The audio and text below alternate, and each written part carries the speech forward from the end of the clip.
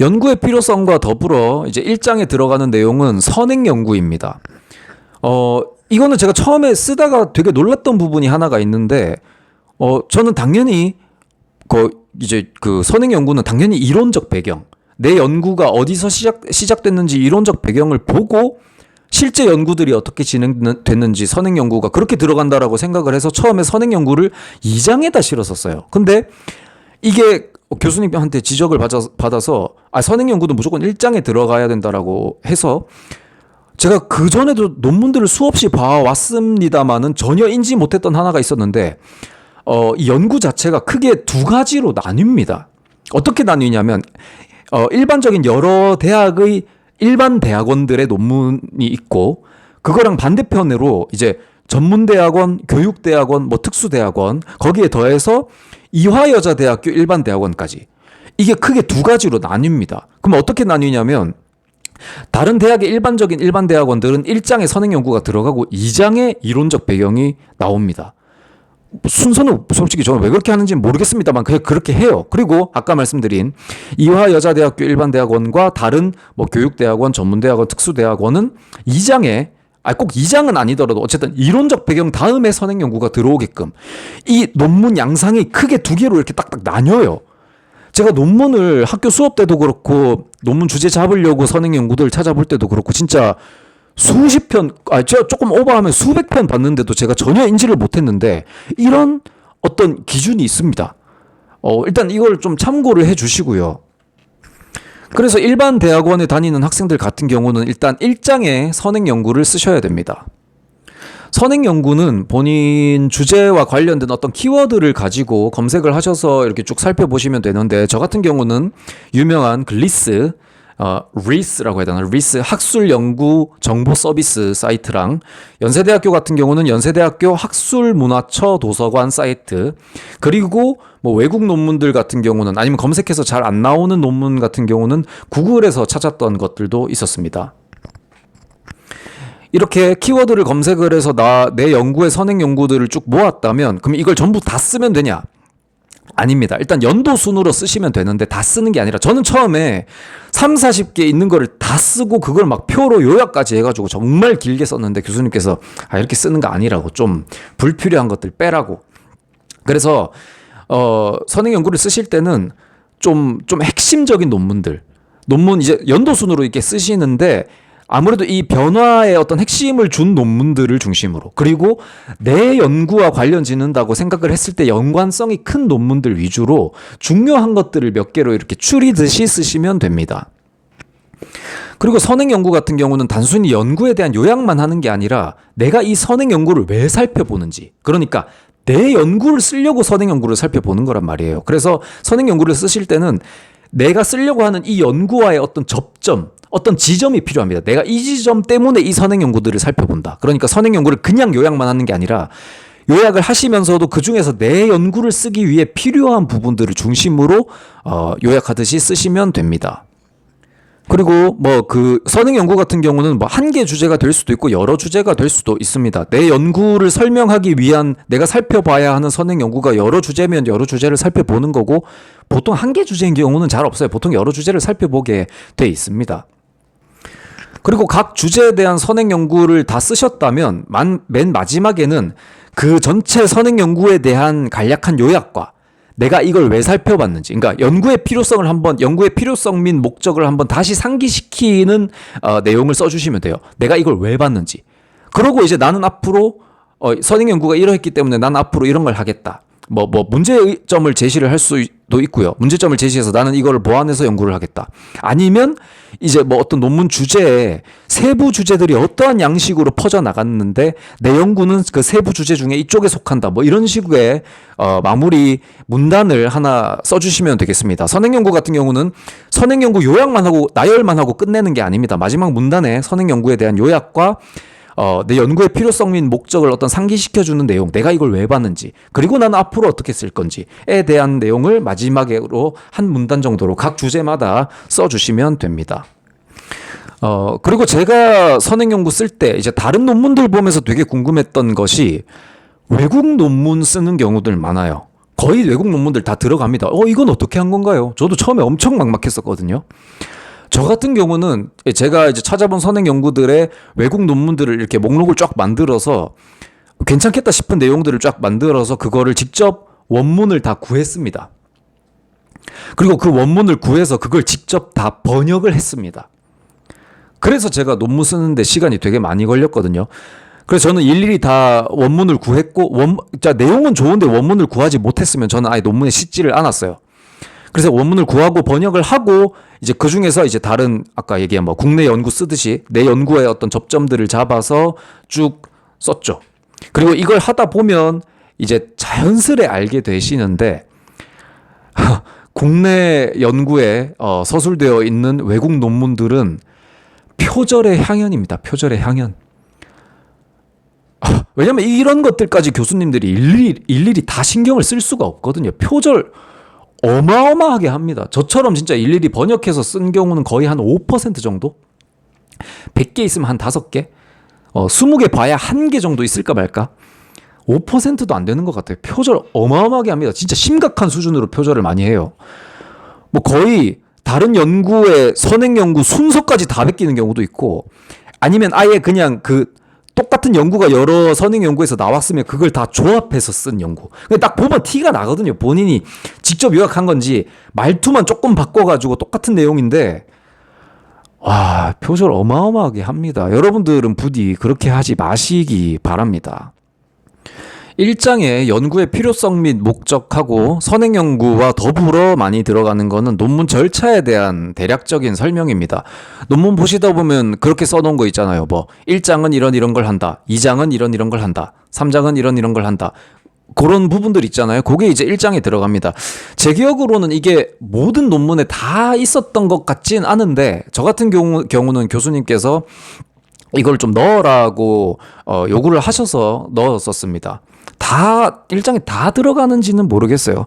그리고 이제 이게 논문 쓰는 초반이기 때문에, 그럼 초반에 어떻게 완벽하게 쓰냐? 완벽하게 쓸 수 없죠. 그러니까 차례를 우리가 아까 선행연구 통해서 대략적으로 잡았던 것처럼 1장은 대략 이런 걸 한다. 아니면 뭐 땡땡명 몇 명 할지 모르잖아요. 그러니까 그런 식으로 일단 대략적으로 써놓고 뒤에 논문을 완성해 나가면서 결국에는 그 논문 절차에 대한 것도 조금씩 완성을 해 나갔었습니다. 1장 뒤에 이제 2장에 쓰게 되는 거는 첫 번째로는 이론적 배경입니다. 2장은 이제 뭘 하는 장이라고 교수님께서 말씀을 해주셨냐면 논의를 하는 장이라고 말씀을 해주셨어요. 그렇기 때문에 아까 앞서 선행 연구가 2장에 들어가면 안 된다라고 말씀을 하셨던 게 이런 이유 때문인데, 2장에는 그래서 이론적 배경이 들어갑니다.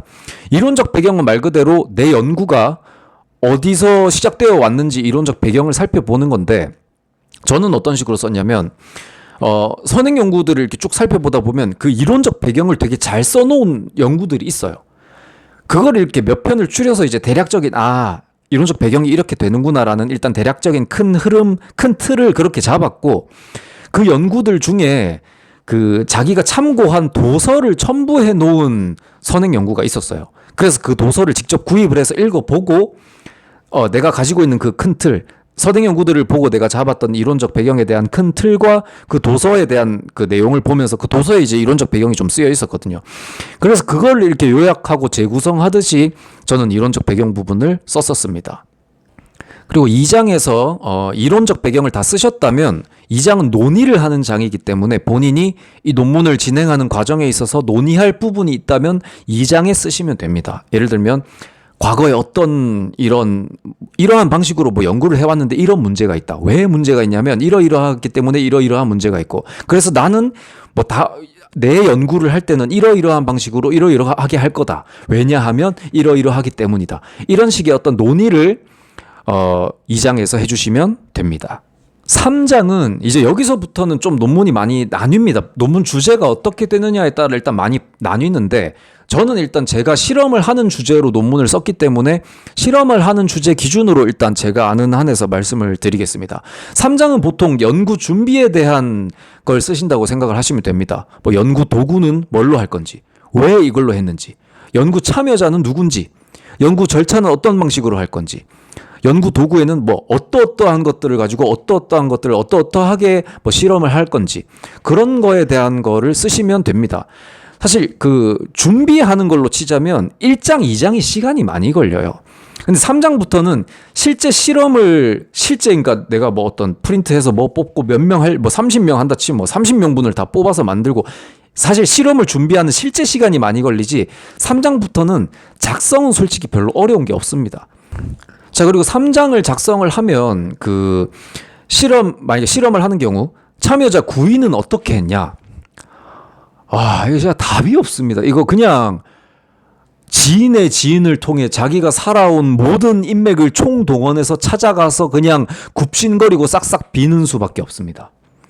정말 어려워요. 자기가 주제를 잡을 때 이거 구인에 대한 계획을 확실하게 하고 들어가지 않은 경우 이것 때문에 고생하는 경우가 정말 많습니다. 특히나 이제 한국어 교육 관련해서는 한국인 대상이 아니라 보통 외국인들 대상으로 하기 때문에 정말 인맥 없으면 정말 어렵습니다. 뭐 답은 없어요. 예. 제가 드릴 수 있는 팁이 하나가 있다면 저희 어머니께서 교회를 다니셔가지고 어머니 조언으로 이제 좀 많이 개척을 했던 것이 교회나 성당을 찾아가는 겁니다. 교회는 기본적으로 열린 교회라 외부인이 찾아와서 뭐 이렇게 도움을 요구한다거나 하는 거에 대해서 그래도 조금 거부감을 조금 덜 표시하는 기관이라 저도 교회나 성당 쪽 도움을 되게 많이 받았고요. 그래서 외국인 분들 혹시나 뭐 구인하는데 어려움을 겪고 계시다면 뭐 지인도 통해야 되겠지만 뭐 이렇게 그 외국인들 많이 가는 뭐 만약에 이태원 근처의 교회라든가 그런 교회나 성당을 한번 방문해 보실 것을 추천을 드립니다. 그리고 3장에서 뭐 실험에 대한 걸 조금 말씀을 드리자면 이건 뭐 연구 주제마다 다르지만 예비 실험은 보통 3명에서 많으면 10명, 10명까지는 보통 안 해요. 3명에서 한 5명 정도 하는 경우가 많고 본 실험 같은 경우는 천차만별인데 뭐 등급을 어떻게 하냐 뭐 중급, 고급 하면 뭐 20명 이렇게 할 수도 있고 뭐 중급만 한다 이러면 30명 할 수도 있고 뭐 적게는 몇십 명에서 많게는 뭐 한 200명까지 하는 연구도 저는 봤었습니다. 연구마다 다 조금씩 다릅니다만 대략적으로 그 정도의 인원을 가지고 실험을 합니다. 4장은 실험 결과를 쓰시면 됩니다. 그러니까 앞서 3장에서 연구 뭐 준비하고 참여자 구인에 대한 것들을 설명을 하고 보통 이제 그 예비 심사 때 예비 실험 결과까지 나와야 되기 때문에 보통 3장 정도까지 쓰고 들어가는 경우가 많아요. 그래서 이제 예비 실험 결과 같은 경우는 3장에 들어가기도 하고 목차 흐름상 좀 안 맞다 싶으면 4장 초반으로 예비 실험 결과를 빼기도 하고요. 4장에 또 목차 흐름이 안 맞는 경우는 예비 실험 결과를 경우에 따라서는 그냥 주석으로 빼는 경우도 있습니다. 4장은 보통 본 실험에 대한 그 본 실험 결과를 작성하는 장이라고 생각을 하시면 됩니다. 앞서 3장과 비슷하게 이것도 본 실험을 하는 시간이 많이 걸릴 뿐이지 사실 작성하는 것 자체는 별로 어려울 게 없습니다. 하나 말씀드리고 싶은 거는 저 같은 경우 처음에 4장에는 진짜 있는 그대로 결과만 썼고 5장의 결론에서 이제 내가 그거에 대한 해석과 내 의견 및 결론을 5장에 대해서는 그러니까 결론만 쓴 거죠. 근데 그렇게 쓰시면 안 되고 4장의 실험 결과를 쓰는 과정에서 각각 결과에 대한 소결이 소결과 그거에 대한 각각에 대한 해석이 4장에 들어가셔야 됩니다. 4장에 들어가야 됩니다. 그리고 5장 쓰는 건 5장에서 뒤에 말씀을 드릴게요. 그러니까 4장에서는 본 실험에 대한 보통 실험 결과를 작성하는 장이고 결과만 쓰면 안 되고 결과에 대한 소결이 각각 들어가야 된다라는 거. 이 정도 기억해 주시면 될 것 같습니다. 5장은 결론은 앞서 말씀드렸던 것처럼 4장 실험 결과에 대한 해석하고 결과만 쓰는 게 아니라 결론에는 모든 내용이 다 들어가야 됩니다. 1장 연구의 필요성 썼던 것부터 1장부터 4장까지의 내용을 총망라하고 그리고 이제 실험 결과에 대한 해석도 당연히 쓰겠죠. 4장에 썼던 거니까 반복해서 한 번 더 쓰는 거예요. 그리고 그거에 대한 내 최종 결론을 쓰는 게 5장입니다. 5장도 사실은 5장은 그냥 전체적인 내용을 전체 요약하는 거라 사실 쓰는 것 자체가 본인이 이제 예비 실험을 했고 예비 실험 결과에 대한 피드백을 받았고 예비 심사 때 그리고 본 실험 할 때 그 예비 심사 때 받았던 피드백을 바탕으로 본 실험을 진행을 했고 그래서 결과가 비교적 합리적인 선으로 쭉 흐름을 타고 왔다면 결론을 작성하는 것 자체는 아마 크게 어렵지는 않을 거다라고 생각을 합니다. 결론 뒤에는 참고 문헌이 나옵니다. 참고 문헌은 모든 참고 문헌을 다 쓰시면 됩니다. 저 같은 경우는 도서, 그리고 학술지, 그리고 학위 논문을 실었었습니다. 그리고 간혹 이제 참고 문헌에 인터넷 사이트 출처 같은 거 쓰시는 분들이 있는데, 뭐 이건 쓰면 된다 안 된다까지는 모르겠고, 저 같은 경우는 인터넷 사이트 출처 같은 경우는 보통 주석에 달았지 참고 문헌에 쓰지는 않았었습니다. 참고 문헌은 보통은 한국어 자료들을 먼저 쓰고 뒤에 외국 자료들을 쓰고요. 이름 순으로 나열을 저는 했었습니다. 그리고 참고 문헌은 이름, 연도, 제목, 발행기관 순서대로 쓰시면 됩니다.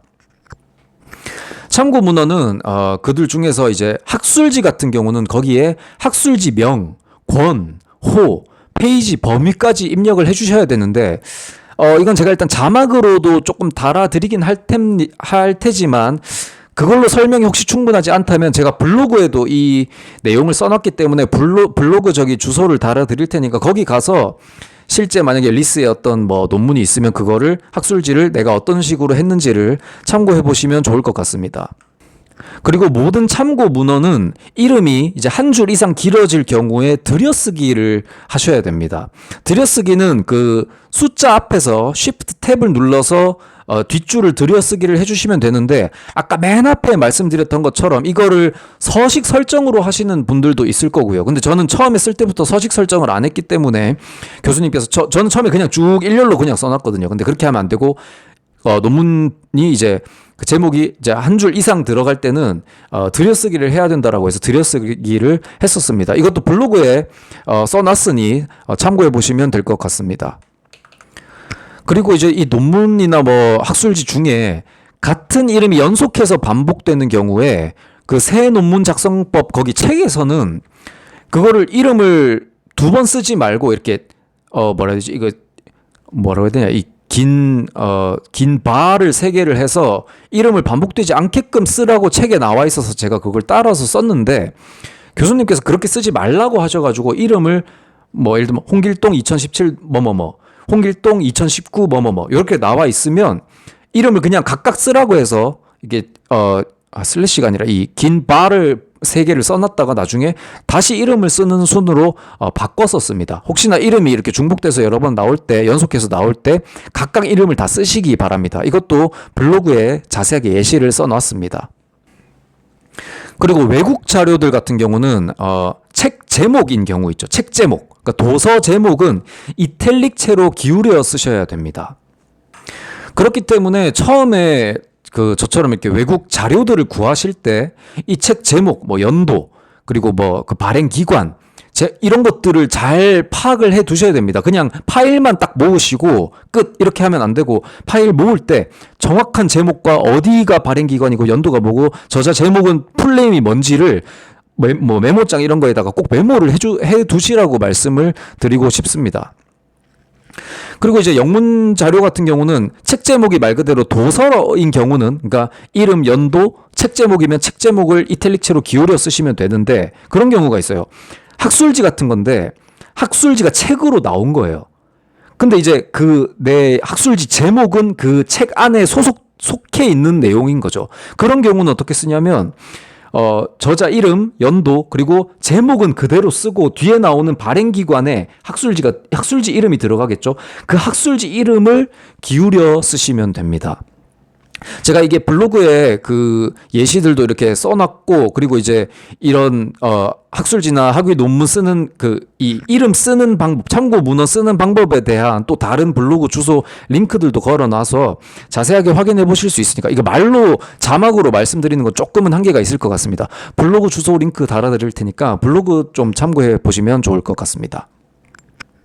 그리고 참고 문헌 중에 그 영문으로 써야 되는, 그러니까 외국 자료들 같은 경우는 영문 요약의 그 글씨체를 타임스 뉴 로만체를 쓰라고 하는데, 이게 한글 프로그램에 그냥 들어가면 안 나오거든요. 이거 어디서 찾으면 되냐면 그 글씨체 옆에 대표라고 쓰여 있는 거 있죠.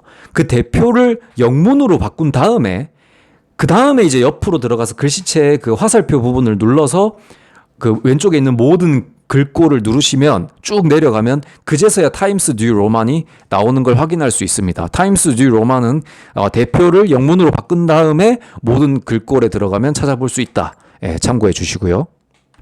다음은 부록입니다. 부록에는 뭐 연구 참여 동의서나 뭐 원문에, 그러니까 우리 본문에 실지 못했던 어떤 뭐 설문지, 실험 자료, 아니면 뭐 표로 작성된 어떤 것들, 뭐 그런 것들을 실으시면 됩니다. 뭐 어떤 정해진 형식 같은 게 있는 건 아닙니다. 다만 이제 제 경험담을 하나 말씀드리자면, 저 같은 경우는 처음에 부록에 제가 실험할 때 썼던 그 원본 자료들을 실었었어요. 근데 실었는데 이 그 원본 자료가 제 논문 양식, 그 쪽 여백보다 조금 더 커서 부록만 페이지 이 여백을 수정을 해가지고 그렇게 입력을 했었거든요. 근데 그게 온라인 검토까지도 아무 문제가 없었는데, 제본을 할 때 이 상태로 제본하면 이게 잘린다라고 해가지고 이걸 다시 원래 논문 그 양식에 맞춰서 그럼 글로 쓰면 이게 다 다음 쪽으로 넘어가잖아요. 그래서 그거를 막 이미지 파일로 붙이고 했었는데, 그러니까 말씀드리고 싶은 건 뭐냐면, 부록의 어떤 원문 파일 같은 걸 씻더라도 그 원래 논문 그 쪽 여백을 건드리지 말고 작성을 하시라. 그리고 만약에 원래 원본 자료가 그 쪽 여백보다 크다면 나중에 제본하는 과정에서 아예 이미지 파일로 들어가기도 한다라는 거 참고해 주시면 좋을 것 같습니다. 부록 다음으로 들어가는 거는 영문 요약입니다. 영문 요약은 국문 요약과 마찬가지로 결론까지 다 쓴 다음에 제일 마지막에 쓰게 됩니다. 저 같은 경우는 국문 요약도 그렇고 영문 요약도 본심사 원고 만들 때 처음으로 만들었고요. 저는 어떻게 했냐면, 국문 요약 내용을 파파고로 이제 통째로 넣으면 이게 이상하게 돼요. 번역이 이상하게 되는데, 파파고 같은 거에 한 문장씩 이렇게 집어 넣으면, 딱 한 문장 넣었는데 번역이 조금 이상하게 된 거 있다. 그러면 그걸 그때그때 단어 같은 것들을 조금 수정하면서 한 문장씩 번역을 하면 생각보다 나쁘지 않은 수준의 번역이 가능해요. 그러니까 영어 만약에 원어민 화자가 봤다라고 하면 대단히 자연스러운 문장은 아니지만 그래도 어떤 내용을 썼는지 이해하는 데 있어서는 크게 문제가 되지 않는 수준의 번역이 가능합니다. 그래서 저는 1차적으로는 그렇게 파파고를 돌려서 1차적으로 쓴 거를 제가 미국에 그 고모가 계셔가지고 거기 이제 연락을 드려서 고모한테 이렇게 피드백을 받아서 영문 요약을 완성을 했었습니다. 실험할 때 지인 이렇게 뭐 지인 찬스 써서 구인하는 것도 마찬가지고, 영문 요약 같은 경우도 결국은 영어 잘하는 지인이 많으면 좀 수월하게 진행되는 측면이 있습니다. 그리고 영문 요약 같은 경우는 국문 요약을 있는 그대로 직역했다라기보다는 아무래도 언어가 다르다 보니까 표현 방식 자체가 조금 달라지는 부분들이 있어요. 그래서 특정 문장이나 특정 어떤 단락 같은 경우는 약간 내용을 재구성해서 썼던 부분들도 있었습니다. 참고해 보시면 될 것 같습니다.